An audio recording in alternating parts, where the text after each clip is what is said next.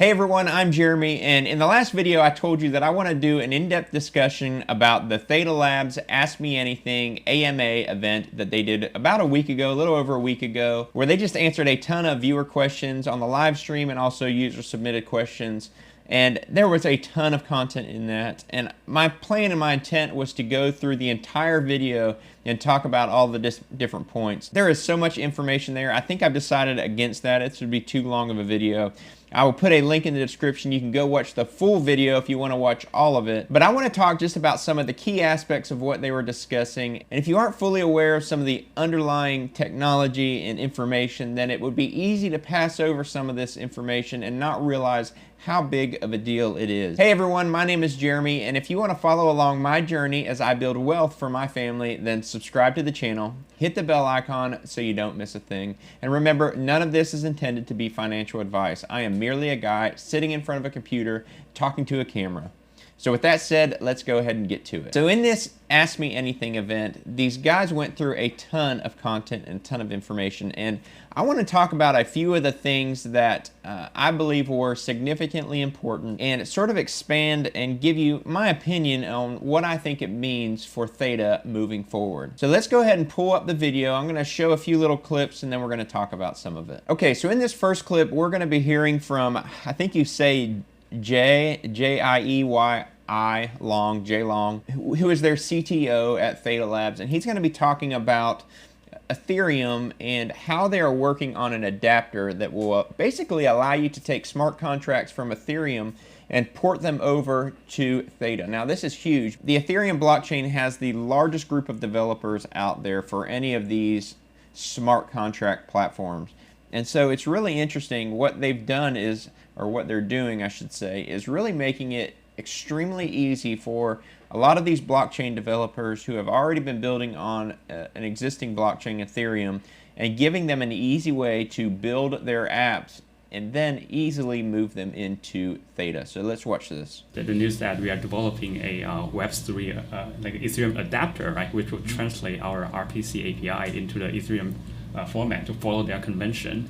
So with that, when that is ready, then a lot of a good project from Ethereum can be ported into Theta without changes, right? Hopefully without changes. So like Wes just mentioned, then European has a large developer community, right? We want to see you show your talent in developing more application on Theta. So maybe with this release, then you will have easier time to transfer from Ethereum to Theta. So I am a developer. Now I have not built any blockchain type applications, but this is huge for developer community. There are so many different tools and platforms and languages out there to learn that if you can simplify things for a particular group and make it very easy for them to move over to your platform, just makes the barrier to entry so much easier and so much simpler. And so this, I think, is a huge thing. All right, let's jump to the next thing, the next scene. Here it is, Coinbase, the Coinbase discussion. So let's hear what the CEO has to say. Yeah, unfortunately, I think we mentioned this in the last AMA. We, for various reasons, including regulatory and legal reasons, we cannot talk about exchange listings, but we do hear everyone loud and clear. We've been hearing that for a while, and yes, it's been at least 3 years, right, since we've and you never know. Maybe we'll be listed on U.S. exchange when we hit top 5 or number 2 after Bitcoin.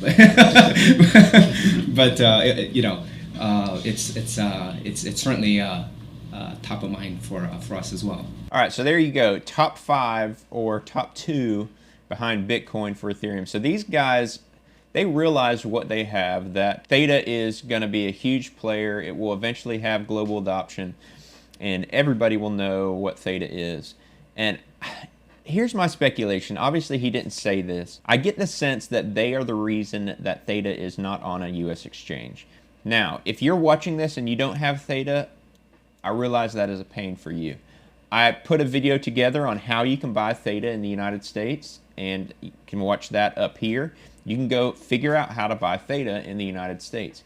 Now, why do I think that's a good thing for those of us who are in the United States? Well, one, we are so early into this thing called Theta that if you figure out how to purchase Theta now, you're going to be so glad that you did, because in the future, when everybody knows who Theta is or what Theta is, I believe the price will likely go to what he's talking here, number 1, number 2, and number 5 cryptocurrency in the world. And when you think about market cap and what that means for Theta and the price of Theta and TFuel, figure it out. If you haven't already, figure out how to buy Theta in the US. And again, I will put a link in the description. You can go check out my video on how to buy Theta in the US, and I'll link it up here somewhere as well. I think that's huge.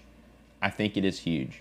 We hear them talk a lot about media and entertainment and how they're really pushing to sort of take over that. And think about what media and entertainment include. You're talking about sports, you're talking about movies, you're talking about music and artists, games. Theta will be a household name in all of those industries by the time this is all said and done with. He goes into sort of digital rights management and how this latest patent is a huge thing. Again, I will put a link in the description that's got this timestamp. You can go watch him discuss all of that.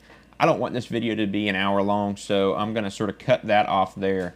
But I think it's important to just sort of hear what he's talking about and Theta taking over the media entertainment industry. So I think this part is interesting because they're talking about these NFTs and how they can relate to live events and basically using NFTs as a ticket. And here Wes talks about how he has this box of ticket stubs from all of these shows that he's been to, these concerts that he's been to for his bands. And he talks about, well, here, listen to this. Ticket stubs from, every show I've been going up to, at least up to a certain age I did. And I think that same concept and that same feeling, that's something that NFTs can bring to folks like that.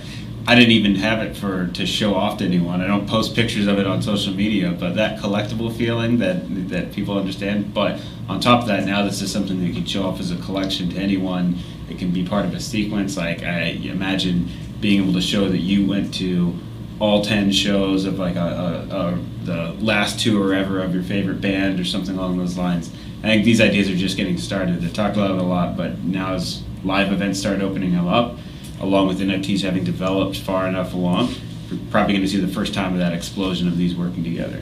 All right, that's huge. So think about this. Elton John just recently announced his farewell tour. This ties in exactly to what he's saying. If somebody who is a huge Elton John fan goes to every single one of his shows, let's say that his tickets to these shows were NFTs, those are collectible for somebody, and maybe somebody couldn't go to all of them. They want to collect all of those tickets. Obviously, there is a third-party market there to sell these NFTs after the fact to collectors who are fans of to whatever artist or event or whatever it might be. That part of this is going to be huge. The baseball card industry is gigantic, and you think about collectibles and how people collect things, NFTs are going to be big. Will the fees change as the price of TFuel rises in order to stay competitive? So, necessarily competitive is the right word exactly. So here's where we're talking about, and I discussed this in a recent video and a little bit more on my Patreon, where they're talking about how TFuel, they're increasing the cost of TFuel transaction fees, and they're doing that to try to basically prevent people from denial of service type attacks and just flooding the network with transactions that are essentially free and just bogging everything down. But my concern, and one of the things that I raised, is okay, well, what happens when the price of TFuel goes to $10, $12, $20 and the cost of transactions are still 0.3 TFuel? Well, at $100 TFuel, that puts the transaction cost at $30. That's pretty expensive. Basically, what they go into is saying that they will eventually implement a mechanism that will sort of allow the market to set the cost of TFuel transactions.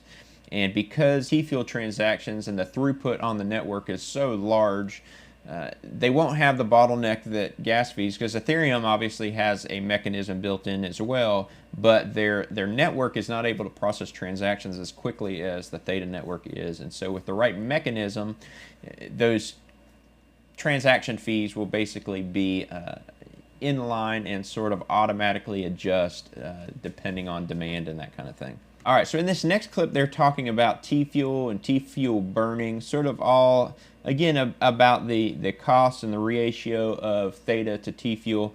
But I find this interesting because essentially what they're trying to do is really make TFuel non-inflationary and possibly even deflationary. So you think about that as far as value goes. Obviously, we know that there is a fixed amount of Theta that will ever be created, 1 billion. And TFuel is being created on a regular basis, but the plan and the goal is to make that non-inflationary, meaning that the TFuel that gets created will also be burned through the transaction process, which means that the amount of TFuel in circulation will stay the same. Now, this is a good thing when you think about prices and value of TFuel, because if the price goes up in TFuel, and it inevitably will, to sort of track along with Theta, well, if more and more TFuel is created and not burned, well then, even though the price is going up, the value of it could be going down. But if it's non-inflationary, then you don't have that issue. And if it's deflationary, then you actually have even a better circumstance, because if more TFuel is burnt than is created, then actually as the price goes up, the value of it goes up even faster. So this is a big thing. Let's watch this. Right. Which is now a super important part of our crypto economics, right? Yes. That we announced a few weeks ago, last week, right? That we increased the gas fees, right? The transaction fees, and across our smart contracts and across our payments. And I think that becomes an important part also as we move forward as part of Mainnet 3 going live. There is going to be additional TFuel burning, which ultimately get to a point where we can have enough transactions in our network, and we estimate somewhere around 500,000 to 1 million transactions on a daily basis will essentially get us to a point where we are not inflationary from a TFuel standpoint, but and then over time for that to potentially even be deflationary, which would be fantastic, I think. Okay, so this next part, I'm just going to go ahead and let Wes talk about it. It's self-explanatory. Yeah, you mentioned Ledger support real quick. Oh yeah, I did. That's fine. So long-awaited myself too. We're hoping to have it live as early as next week. Next week again? Yeah, it is somewhat dependent on the process with Ledger team. They have a pretty strict and thorough review process. So when will Ledger officially support Theta? Right now, like this was, like I said, a week ago. You can actually go to Theta's website, thetatoken.org, click on the wallet, and now you've been able to attach your Trezor hardware wallet to Theta. Now you can attach your Ledger. Hardware wallets are one of the best ways to store your crypto long term.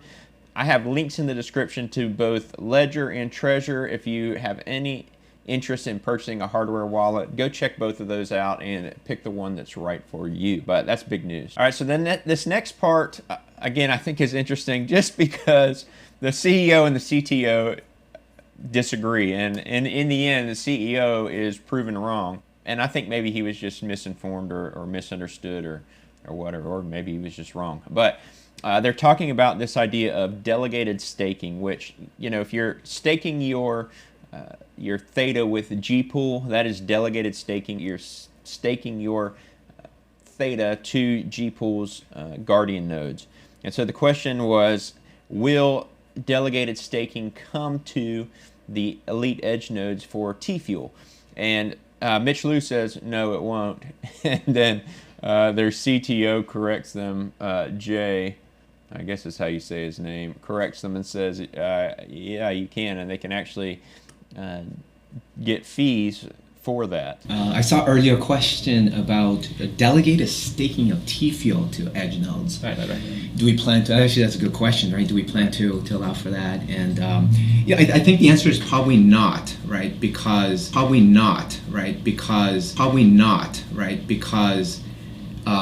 you can see his face. He's like, that's not right. We actually have that built in. But let me let him talk, and then I'll correct him. Right, and to be as global How am I going to say this without upsetting him? Providing that proof of uptime, right? Did you want to add? Oh yeah. So Mitch, maybe you mentioned the sense of whether we want like other people to run this edge node, right?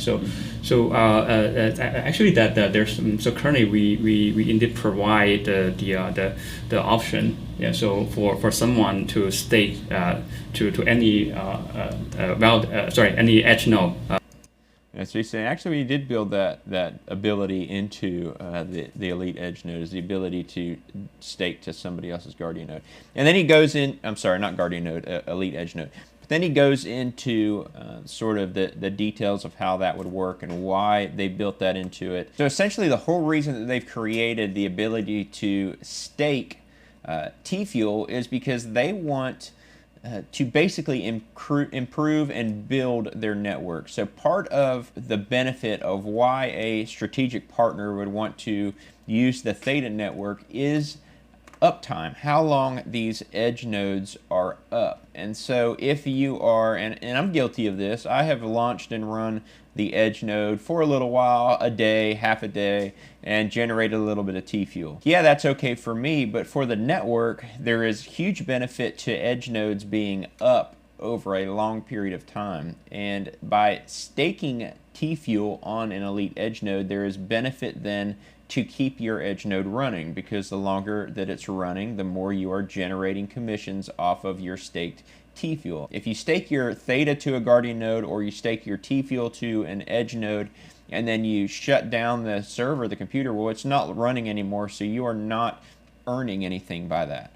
And so by giving people the ability to stake their TFuel to an edge node, it really incentivizes them to keep their edge nodes running. And so what Jay's talking about here is basically incentivizing people who may have more access to better hardware, allowing them to have people stake their TFuel to their edge nodes and then earn a little bit of a commission or a cut of those earnings. So if they just allowed anybody to accept staked TFuel on their edge node in any large amount, then obviously there's not an incentive there for the edge nodes to increase, or the number of edge nodes to increase. And so essentially what they're talking about, what they've done is they have set a maximum amount of TFuel that can be staked to any edge node. Right now it's, I believe, 500,000, 500,000 TFuel can be staked to any edge node. And obviously you have to have a minimum of 10,000. So really you're talking about one edge node could support, in theory, a minimum of 50 different wallets staking 10,000 TFuel per wallet, or per edge node. And so by setting a maximum level and a minimum level, it really encourages multiple edge nodes to be developed. Because even if there's one person that wants to, like a G-Pool for instance, if they want to get into TFuel staking, they could do that, but they still have to build a certain amount of edge nodes in order to support the amount of TFuel to be staked. And I'm not really sure where it's at in here. I think I've got it written down somewhere, but they do talk about the potential of decreasing the amount of TFuel necessary to stake. So obviously it's 10,000 right now. Over time that will come down. Theta used to be 10,000 and now it's 1,000. Who knows, eventually it might come down even lower than that. So I just thought this whole exchange here was interesting. Go check it out. Obviously there will be a timestamp link in the bottom. You can go check that out. All right, so in this section they're talking about the patents and the significance of their patents. And let me just play this short little clip here. And protecting ourselves from the competitors, right? It's much more of a discussion point when we are in conversations with these large global enterprises, right? They see us as the leaders, right, in our space, and they recognize our technology and our depth, and the patents simply reassures them that there is real value that we've created and we continue to create. And are we stopping our portfolio patents? Absolutely not. I mean, we'd love to have a portfolio of 100 or even 1,000 patents. So we're talking about 4 patents they have now, and they're wanting to go to 100 or 1,000 patents. But he goes into here, and really they say that the benefit of these patents is not necessarily to protect themselves, though they will protect themselves. Wes talked about how he didn't feel that, obviously if you create a patent and you create a technology, it's very hard for somebody to come in and try to build off of what you have innovated out of thin air, basically. You would have a hard time competing with the technology that you didn't come up with. But Mitch talks about how the real benefit here is to, when they're going and having these discussions with third-party partners or strategic partners, there is real value to saying, hey, and we have these patents that protect us. So you're not going to be able to find another platform that can do all of this, because we have a patent that protects us and it gives us the ability to do all this.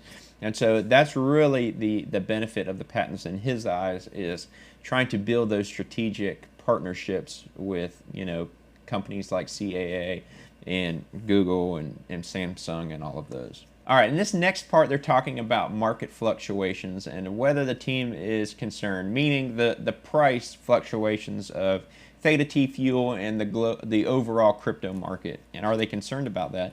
And I really find this interesting. I'm going to let Mitch talk here for just a second, and then I want to further expand on that. I had a question. Are you guys afraid that market conditions or fluctuations could hurt Theta Labs and Theta TFuel long term? Surprisingly, I think we get asked that question quite a bit, right? We obviously we're in the crypto market, but the truth is that I think most of us in the team, we don't really look at the market conditions on a daily basis. I think it is just too distracting. I think we are thinking, we'd rather spend that hour or the attention, on forward planning, right? We just last week, right? We were in a conference room, a couple of us, kind of whiteboarding sort of, our ecosystem going to spring of 2022, and what's the right crypto incentive mechanism for all the stakeholders to be successful, and planning around that. And this is big, and this sort of goes back to the Coinbase discussion that they talked about before. He's basically saying he's not concerned about it. And he even said here that he's talking about the stakeholders, those of us who hold Theta and TFuel, and planning around how do we benefit the people who are holding these cryptos right now, Theta and TFuel.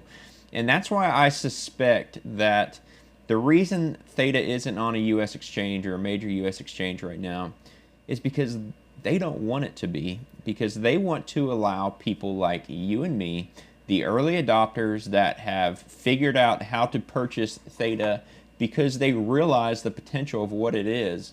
They want to benefit us as much as they can. And one of the ways that they do that is by not making it easy, at least not right now, for anybody to purchase Theta. And again, there is a link in the description if you want to know how to purchase Theta in the United States. There is a link in the description. I will link it up here as well.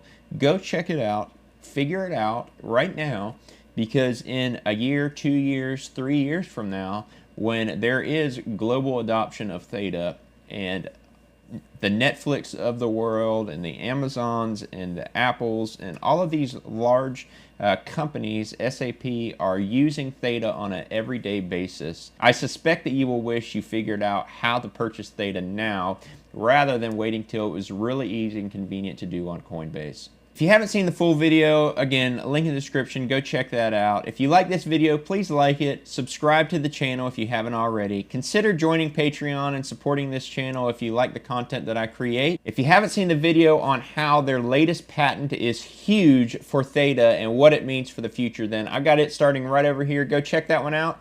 I'll see you over there.